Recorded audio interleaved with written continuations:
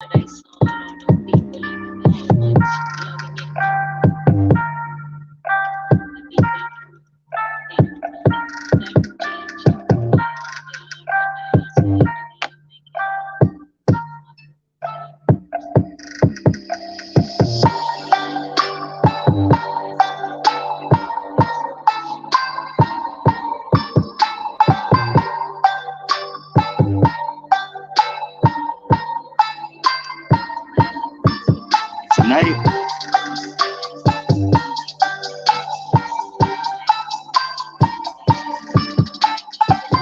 what's up, everyone?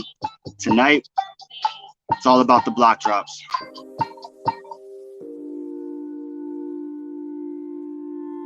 Black men are 2.5 times more likely to be killed by cops than white men.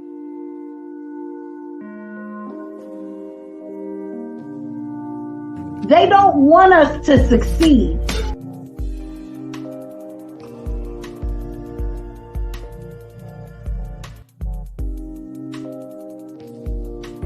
How much more do we have to take?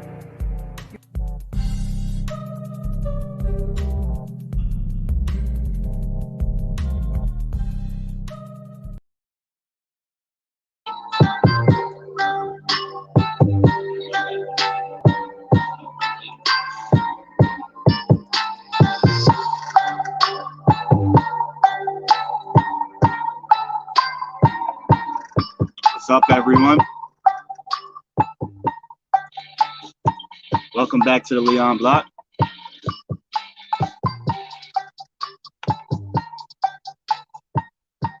Just dropping some links in the comments here.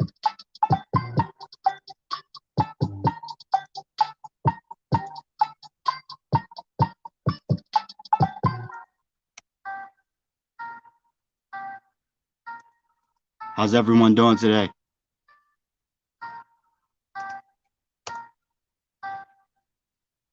Another day more bullshit, right?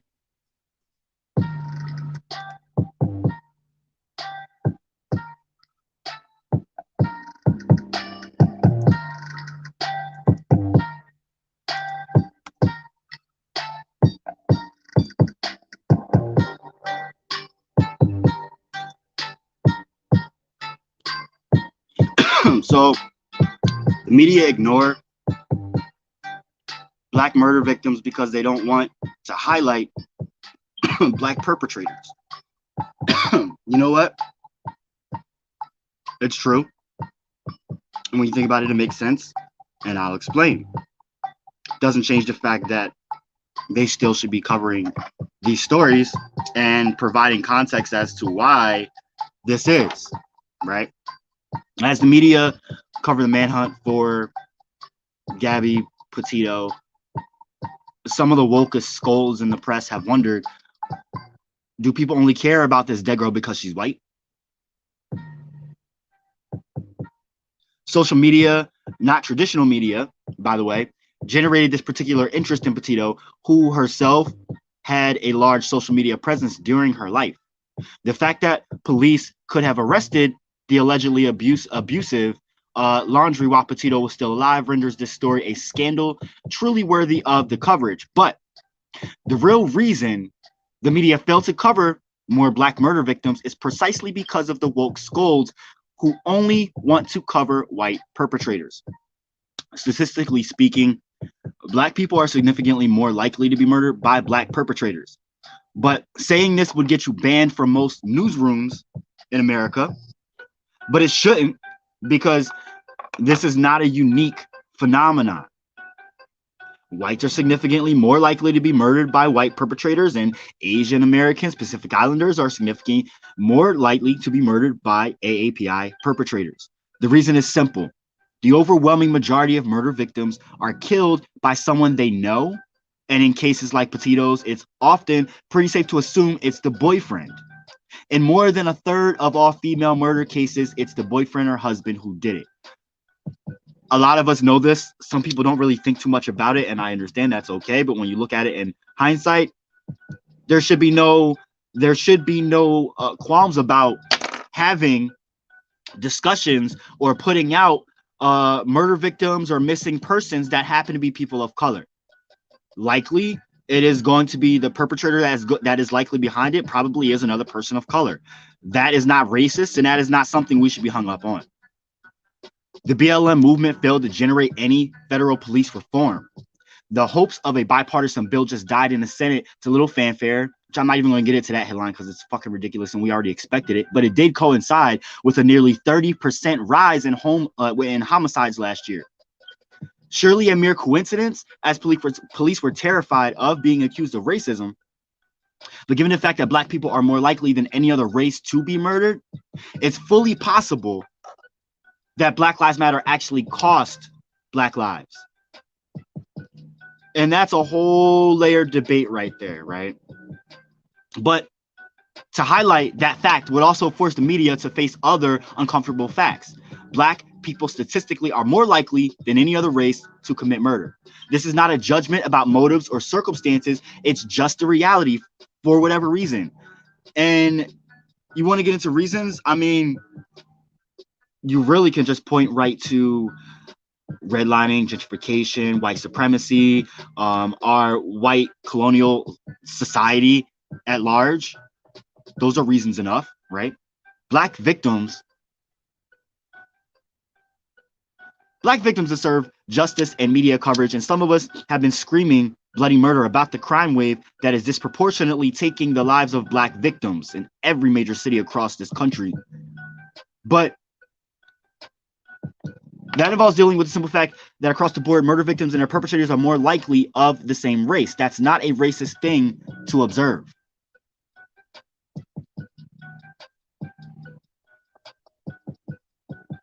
But, you know, more likely than not, we're not going to address the different symptoms of the society that we live in. We're not going to address the microaggressions. That's not what America is geared to do. It takes individual people recognizing this and setting those things into motion, being mindful of doing that and trying to get other people to do it as well. So Biden pledges more vaccine donations as poorer nations demand patent waivers for COVID-19 shots. Bullshit Biden said Wednesday the United States will donate an additional 500 million Pfizer vaccine doses to other nations across the world. That does deserve a clap from me because I've been bitching about this for real. Biden made the pledge during a virtual global vaccine summit of world leaders. He called on wealthy nations to vaccinate 70% of the world's 8 billion people within the next year. Critics say Biden's commitments fall short of what's needed. The vaccine summit's goals make no mention of a push led by India and South Africa to waive intellectual property rights on vaccines and to force pharmaceutical companies to transfer technology to vaccine makers in the global South. And this is the bigger issue. This is what needs to be addressed. This is the problem, and this is what's causing so much inequalities. In a statement, the director of Public Citizens Access to Medicines program said, ending the pandemic is a choice. Leaders at today's summit have yet to make that choice. The White House has still not mobilized all its resources to expand vaccine manufacturing and protect millions more lives that may be lost. DHS looks to expand immigrant detention at Guantanamo as humanitarian crisis at border grows. Immigrant rights advocates are blasting the Biden administration over reports it's looking for a contractor to run an immigrant detention facility at Guantanamo Bay's U.S. Naval Base. Homeland Security is reportedly seeking security guards who speak Spanish and Haitian Creole.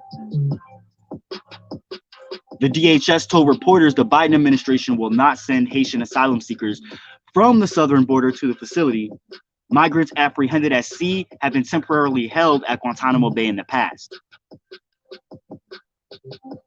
And of course, this comes as deportation flights continue to expel Haitian asylum seekers from the U.S. without due process under Title 42. The Biden administration is challenging a court order which is set to halt the Trump-era policy at the end of the month. Hundreds of Haitians who crossed the border have also chosen to leave unsafe conditions and return to Mexico.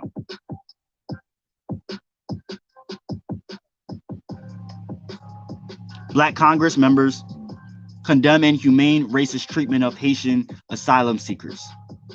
On Capitol Hill, Democratic lawmakers held a press conference Wednesday to denounce the Biden administration's treatment of Haitian refugees at the U.S.-Mexico border.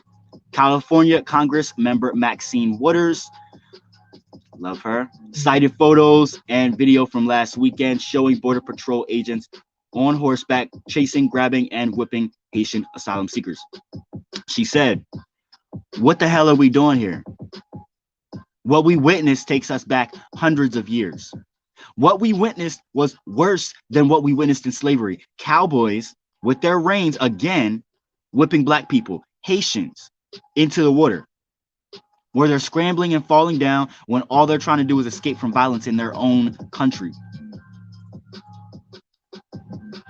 While we're talking about immigration, over 300 migrant children still are separated from their families. In other immigration news, lawyers have still not been able to reach the parents of over 300 children who were ripped from their families at the U.S. southern border under Trump's family separation policy. Only 50 children have been reunited. Only 50 children have been reunited by a Biden administration task force charged with bringing the families back together.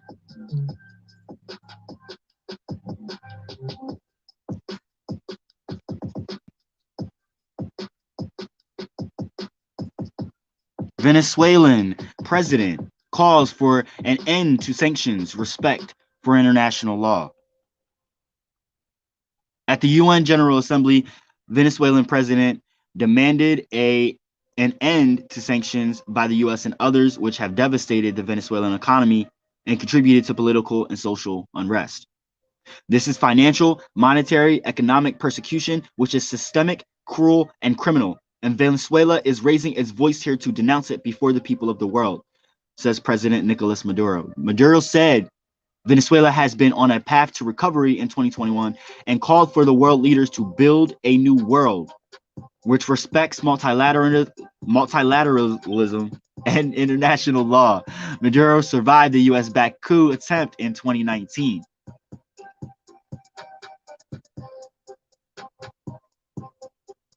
WHO slashes recommended limits for air pollution, which kills 7 million people per year.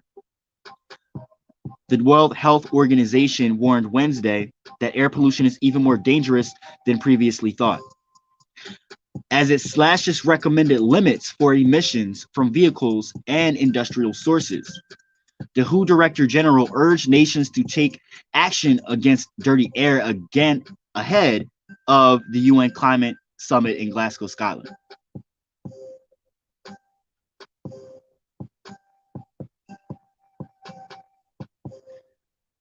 And as I mentioned earlier, police reform legislation collapses after bipartisan talks failed to reach agreement. Not surprised. We talked about this earlier this year, right? On Capitol Hill, bipartisan talks on police reform have fallen apart. The House passed the George Floyd Justice in Policing Act in March, but Democrats have since not been able to secure Republican support to pass accompanying legislation in the Senate. A major sticking point was over the issue of qualified immunity, which shields police officers from lawsuits. In other policing news, a group of former and active Black women officers in DC filed a class action lawsuit against the Metro Police Department, alleging racial and sexual discrimination. NYC set to pass new laws protecting app-based gig workers after pushed by delivery workers. New York City's City Council is poised to pass the first in the nation slate of municipal laws protecting app-based food delivery workers. The legislation was first proposed by labor organization Los Deliveristas Unidos, whose members primarily use electric-powered vehicles to rush restaurant orders around the city. The workers are fighting to secure the tips they earn, the right to access restaurant bathrooms, disability benefits in case of an accident, and better security to prevent bicycle theft. They also say they're misclassified as independent contractors, making them exempt from labor protections like New York's $15 an hour minimum wage. Check this. Protesters in Namibia condemn proposed deal with Germany over genocide reparations. Namibia resumed debate this week on a possible agreement with Germany over the former colonizers' genocide of thousands, tens of thousands of people in the early 1900s. Hundreds protested in front of Namibia's parliament Tuesday against the proposed deal, which includes a payment of more than 1.34 billion paid out over 30 years. This is McHenry Vanani, president of the Popular Democratic Movement, addressing the deal. He says, for the last 31 years, the Namibian government has received more than 1.1 billion from the German government. The Germans, listen very carefully. The Germans say they are guilty of murdering us, but for this guilt, they are paying the same amount they have been paying the government for the last 31 years. California expands rights for Amazon warehouse workers.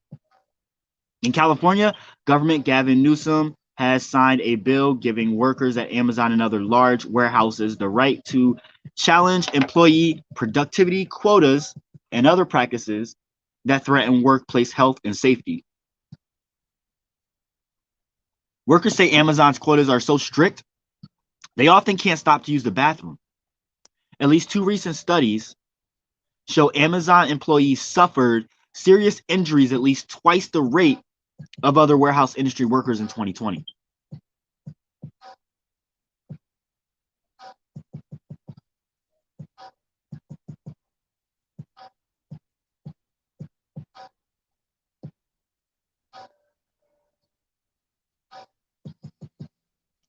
Going back to the Haitian migrant situation,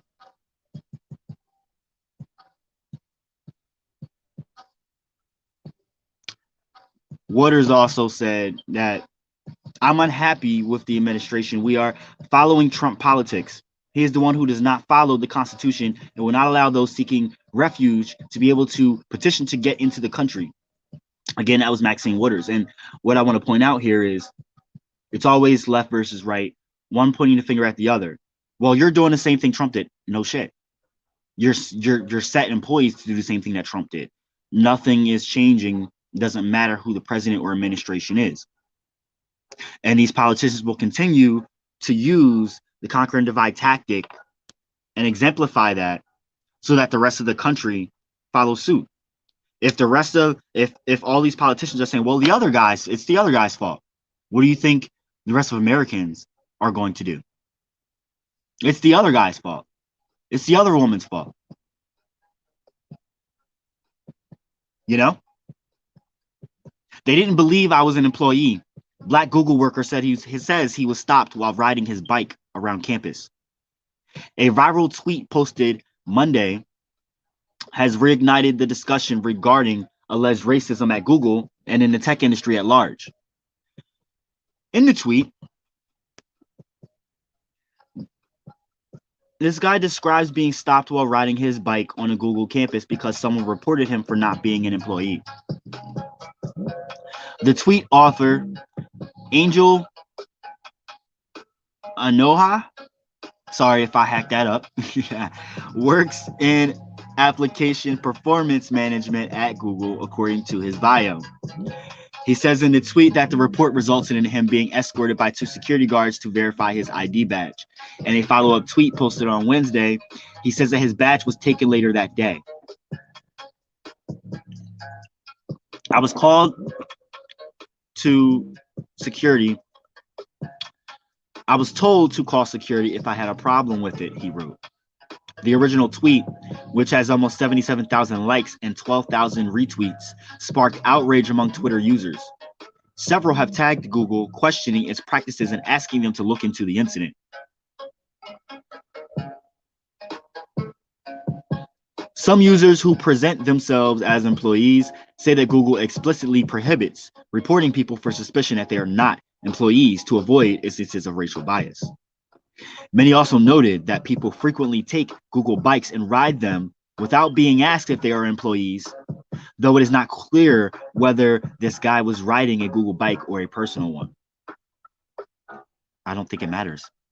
In addition to coming To this guy's defense, several commenters recounted their own experiences at Google and other companies. One user, who claims to have been a Google security guard, recalled the time he spent an hour looking for a suspicious individual. That suspicious individual, he says, turned out to be himself. This is not the first time a Twitter thread has alleged racial bias at Google. In 2019, Leslie Miley detailed his experiences with a fellow Googler who allegedly tried to physically prevent him from entering a building despite Miley's employee badge being visible. In the thread, Miley discusses how what happened to him was a direct result of door signs against tailgating that clearly indicate that if you look different, you should be considered a threat. In a reply to Anoa's tweet, Miley recognized that Google's policies have changed, but said that changing people is harder. And that article comes from MSN, but it was originally from the Daily Dot. I did post that article in the comments. You can check it out. I find that very interesting, but I'm not surprised. I really haven't looked much into racial bias at these tech companies, but it's not surprising. And also look out for another government shutdown. The White House is telling U.S. agencies. So comes at a very interesting time. Again, I'm not surprised. And that has been a Block Drop for y'all tonight. I'll be back later with some other stuff. Thank you for tuning in. It's John Teltolan. Have a good one, y'all.